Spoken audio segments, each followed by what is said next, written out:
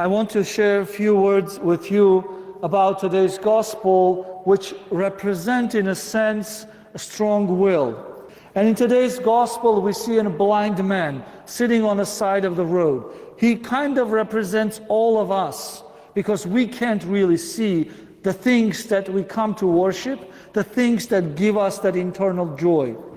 And he asks, who is it? What's going on? When the crowd is going by and they tell him it's Jesus. He cannot see Jesus. He simply relies on the words of the people who tell him it's Jesus. And he knows that's the only chance he got. In a sense, today's society is that society that surrounds and creates all kinds of illusions for our young people. And sometimes, once in a while, we have to tell them, it is Jesus, he's here. Come and see him.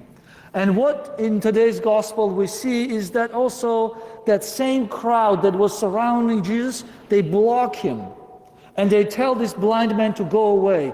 Don't go to Jesus. I said in a chapel to our younger kids that that's what sometimes happens. Our laziness, our busyness in life, our friends, our neighbors, they can create all kinds of things on Sunday morning, not another day, Sunday morning, so that we cannot go to church. And in order to overcome all of those, we need a strong will to say no to everything else and to say yes to Jesus. Like today, our blind man said no to everyone who was trying to block him. And he went after Jesus and said, Lord Jesus Christ, have mercy on me. And he said it a couple times until he got Jesus' attention. And it's one time in the Gospels when it's so awesome. I get goosebumps when I read that line. And it says, and Jesus stood still. He turned around and in amazement of the will of this blind man. And what happens is that the blind man throws away his old garments, which is kind of a symbol of becoming a new person.